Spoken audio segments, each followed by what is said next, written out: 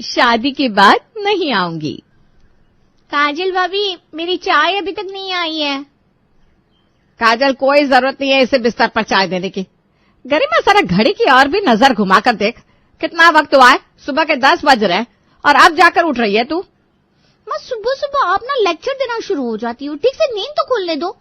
अब तू छोटी बच्ची नहीं है, तेरी शादी की बातें चल रही है। कोई आएगा घर में तो क्या सोचेगा? जरा देखो, लड़की 10 बजे उठती है, कोई काम नहीं करती है घर का। माँ, मेरी शादी पहले पक्की तो होने दो, उसके बाद मैं अपने आप ही सब कुछ करने लग जाऊंगी। ऐसा नहीं होता, अभी से काम करने की आदत होगी तो शादी के बाद परेशानी नहीं होगी तुझे। काजल भाभी, पहले आप चाय दे दो मुझे, और साथ में ना कुछ खाने को भी देना प्लीज। और चित्रा भाभी से कहो ना मेरे लिए गर्म पानी तैयार रखे। ये लो तुम्हारी चाय। वो गरिमा कह रही है कि हाँ रख दिया है उसका पानी गर्म करने। अब तो हमें आदत ही हो गई है। माँ जी उसे कितना भी डांट ले, उसे कहाँ असर होने वाला है। अरे ठीक है ना, अब तो उसके रिश्ते की बात चल रही है, कुछ दिनों में वो अपने ससुराल चली जाएगी, तब तक सह लेते हैं। बात तो आपकी सही है जीजी, शादी के बाद तो अच्छे से अच्छे ठीक हो जाती है। भाभी, मेरा टॉवेल कहाँ है? हाँ, अभी लाई। गरिमा घर में दोनों भाइयों से सबसे छोटी थी और उसी वजह से उसे लाड भी बहुत किया गया था, और अपनी दोनों भाभियों के आने के बाद तो वो और भी लाडली बनकर घूमती थी। लेकिन अब तो उसके दिन भी खत्म होने वाले थे, क्योंकि उसके लिए एक बड़ा ही अच्छा लड़का उसके बड़े भाई ने देख रखा था। आज शाम को ही लड़के वाले आ रहे हैं, इसलिए सब अच्छे से ठीक कर देना, और आज सबसे इम्पोर्टेंट, गरिमा को अच्छे से तैयार कर देना। हाँ बेटा, तू चिंता मत कर, दोनों भाभियां हैं ना उसकी, वो अच्छे से तैयार कर देंगी। अरे माँ जी, मेकअप करने में और तैयार होने में तो वो हमसे काफी आगे हैं। हाँ, क्योंकि सारे दिन वही तो करती है। मेरा मतलब है काफी होशियार है माँ जी हमारी गरिमा, आप चिंता मत कीजिए। और माँ, उसे कुछ बनाना भी आता है कि नहीं? भैया, आपने मुझे ऐसा वैसे समझ रखा है क्या? मुझे सब कुछ बनाना आता है। वो तो बस कभी बनाती नहीं है, हाँ वो अलग बात है। लेकिन शाम को मैं सबके लिए नाश्ता अपने हाथों से बनाऊंगी, देख लेना। हाँ भाई, सब कुछ अच्छे से बनाना, जिससे लड़के वाले तेरे हाथ का नाश्ता खाते ही खुश हो जाए और तुझे पसंद कर ले। हाँ, और उसी वक्त अपने साथ ले जाए। क्या? मेरा मतलब है अपने घर की बहू बनाकर ले जाए, ऐसा कह रही थी मैं। तो ये तय रहा, शाम को गरिमा सबके लिए नाश्ता बनाएगी अपने हाथों से। गरिमा ने इस बार खुद से कहा था कि वो सब कुछ बनाएगी, लेकिन उसकी भाभियों को लग रहा था कि वो कुछ नहीं कर पाएगी, क्योंकि घर में वो ज्यादा काम करती ही नहीं थी। देखना, अभी थोड़ी देर में रसोई से आवाज आएगी, भाभी जरा पकौड़े बना दीजिए। हाँ, जरा कचौरी का मसाला बना दीजिए। आज तक वो चाय भी अपने बिस्तर पर लेती है, और यहाँ इतने लोगों का नाश्ता बनाएगी, इम्पॉसिबल। काजल भाभी, चित्रा भाभी, जरा अंदर आना। देखा मैंने क्या कहा था, आ गई ना आवाज। चलो जाके करते हैं मदद। काजल और चित्रा गरिमा की आवाज देने पर रसोई में जाती है, लेकिन यहाँ का नजारा तो बिल्कुल अलग था। गरिमा ने पकौड़े, समोसे, कचौरी, मोमोज, सैंडविच सब कुछ तैयार कर लिया था। अरे आ गई आप दोनों, जरा ये चक्कर बताइए ना कैसा बना है। तुमने इतना सब बना भी लिया? क्यों, कम लग रहा है क्या? कुछ और बना दूं? कम? मुझे तो ये सब ज्यादा ही लग रहा है। तुमने ये सब बाहर से ऑर्डर किया ना? बता दो, अब हमसे भी क्या छुपाना। आप दोनों कब से बाहर थी ना कोई अंदर आया ना मैं बाहर गई, तो मैं कैसे बाहर का खाना अंदर ला सकती हूँ भाभी? अरे हाँ रे, सही बात है, पर हमें तो पता ही नहीं था कि तुम इतना सब बना लेती हो। चलो आप दोनों ये सब चखिए और मैं तैयार होकर आती हूँ। गरिमा ने बिना किसी मदद की इतना सब बनाकर चौका ही मार दिया था। लड़के वाले भी शाम को वक्त से पहुंच गए थे और उन्हें गरिमा बहुत पसंद आ गई थी। बहन जी, हमें तो आपकी बेटी बड़ी पसंद है, हमें ये रिश्ता मंजूर है। हमें भी मोहित काफी पसंद है और गरिमा को भी, तो हमें भी ये रिश्ता मंजूर है। इस बात पर सब लोग अपना मुंह मीठा कीजिए। अरे रेखा जी, आपकी आंखों में अभी से आंसू आ गए? अभी तो विदाई में 3 महीने बाकी हैं, और आपकी बेटी को कौन सा दूर जाना है? उसके मायके में ससुराल में दूरी है ही कहाँ, यही पास में तो है हमारा घर। आप क्यों चिंता कर रही हैं? फिर भी बेटे की विदाई की बात सुनते ही माँ की आंखें तो भर ही आती है। माँ, आपको देखकर मुझे भी ना रोना आ रहा है। गरिमा, तू रोएगी तो हमें भी रोना आ जाएगा, फिर देखना तेरा ये मेकअप भी खराब हो जाएगा। क्या भैया, आप भी? बस बस बस, अब कोई नहीं रोएगा।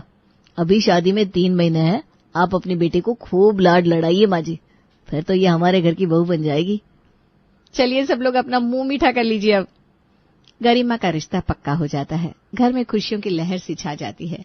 लेकिन उसके साथ ही गरिमा अब अपने मायके में सिर्फ 3 महीने हैं, ये सोचकर उसके माँ और भाइयों की आंखें नम हो गई। आज अगर तुम्हारे पापा होते तो गरिमा के रिश्ते की बात सुनकर बड़े ही खुश होते। हाँ, आप सही कह रही हैं, पापा की तो लाडली थी गरिमा। बेटियां तो होती ही हैं पराया धन, उन्हें तो एक न एक दिन अपने घर जाना ही होता है ना माँ जी। अब मैं तो 3 महीनों में जाने ही वाली हूँ, इसलिए इन 3 महीनों में मेरी हर इच्छा पूरी करना आप सब लोग।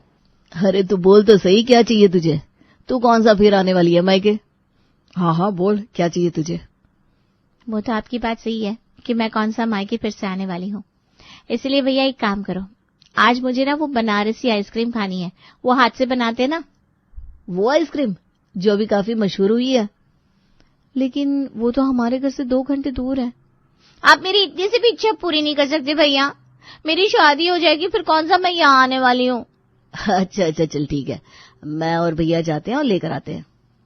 2 घंटे जाने में लगेंगे, 2 घंटे आने में, 4 घंटे सिर्फ आइसक्रीम लाने में लगेंगे। इतने में आइसक्रीम पिघल नहीं जाएगी। एक काम करते हैं, बर्फ का छोटा सा बॉक्स लेकर जाते हैं, उसमें आइसक्रीम ले आएंगे। ठीक है, अब बहन के लिए इतना तो कर ही सकते हैं। गरिमा की शादी तय होते ही उसके नखरे पहले से 100 गुना ज्यादा बढ़ गए थे और उसका काम करवाने का तरीका बड़ा सिंपल था। कौन सा? यही सोच रहे ना? अरे मैं आपको बताती नहीं हूँ, दिखा देती हूँ, चलिए। अरे मैं कौन सा वापस आने वाली हूँ शादी के बाद आपके हाथ के अचार पापड़ खाने, इस पर बना दो ना प्लीज। अरे अचार पापड़ बनाने में बहुत मेहनत लगती है बेटा। पहले अचार और पापड़ का मसाला बनाओ, उसके बाद उन्हें धूप में सुखाओ, तब जाकर कहीं बनते हैं। माँ, अब मैं इस घर में बस 3 महीने हूँ, उसके बाद तो मुझे मौका ही नहीं मिलेगा आपके हाथ के अचार पापड़ खाने का। बना दो ना इस बार।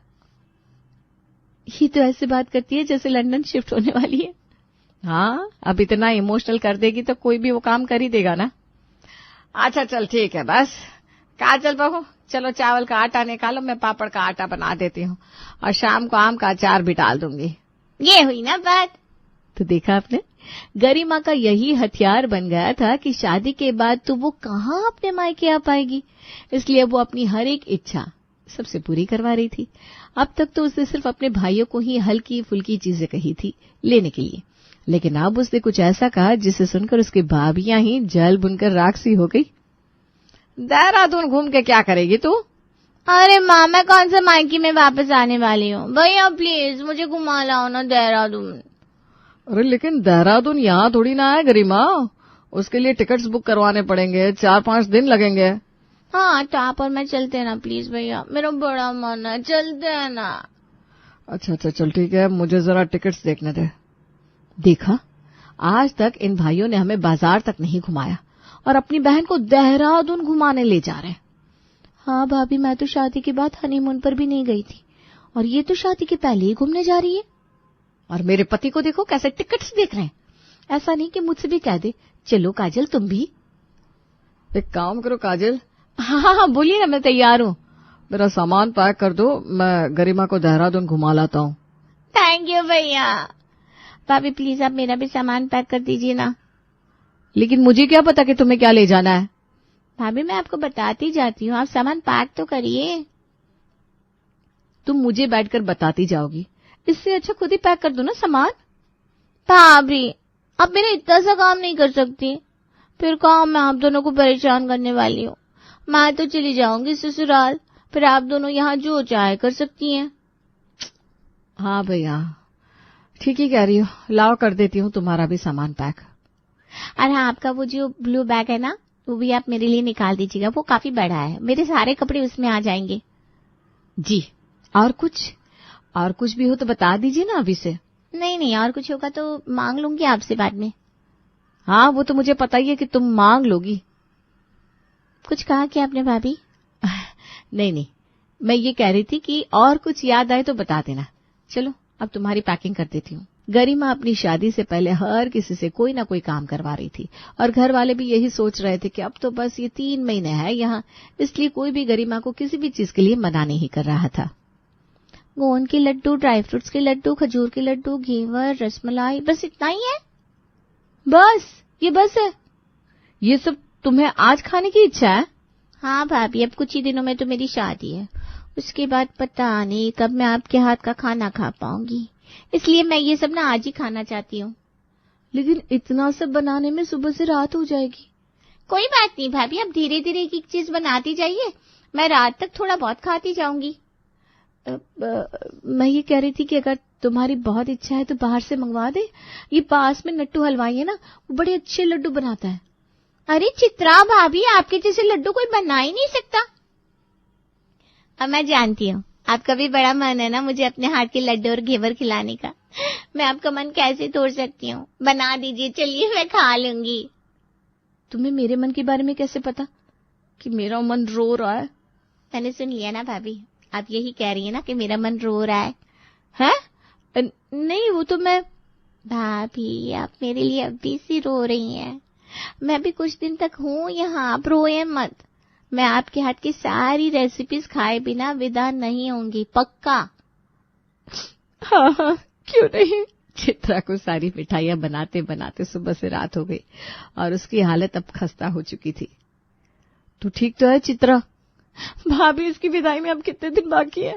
अरे चिंता मत कर, बस कुछ ही दिन है। फिर ना तो इसे बिस्तर पर चाय देनी पड़ेगी और ना ही ये घेवर बनेंगे। गरिमा की विदाई पे सबसे ज्यादा मेरे आंसू बहेंगे, खुशी के। हिम्मत रख बहना, ये दिन भी बहुत जल्द आएगा। जिस दिन का सबको बेसब्री से इंतजार था, आखिर वो दिन आ ही गया। आज गरिमा की शादी के बाद उसकी विदाई हो रही थी, जिसमें काजल और चित्रा सबसे ज्यादा रो रही थी। देखो जरा तुम्हारी भाभियां कितनी रो रही है, लगता है तुमसे बहुत प्यार करती हैं।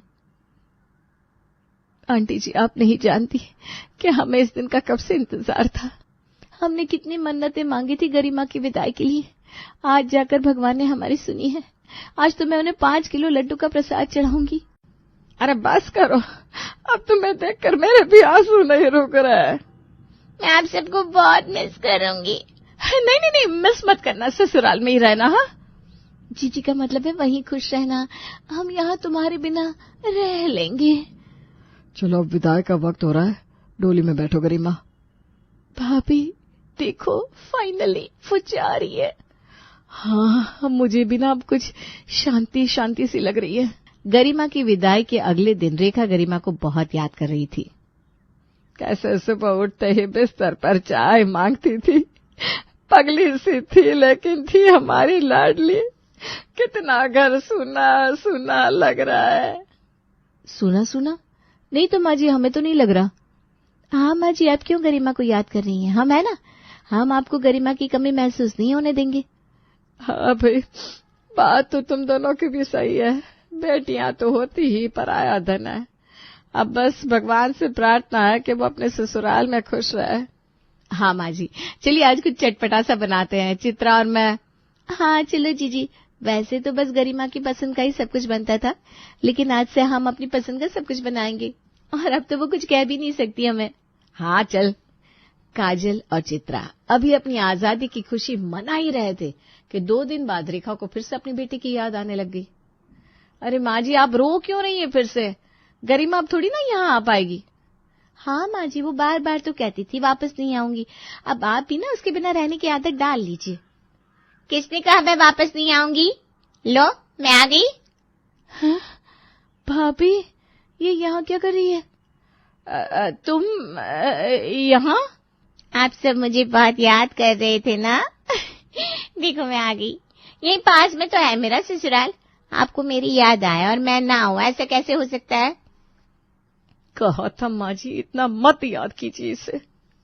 अरे भाभी, आपके हाथ की चाय पिला दीजिए, और क्या बनाया है आज नाश्ते में वो भी थोड़ा दे दीजिएगा। अब मैं यहाँ कौन सा रोज रोज आने वाली हूँ।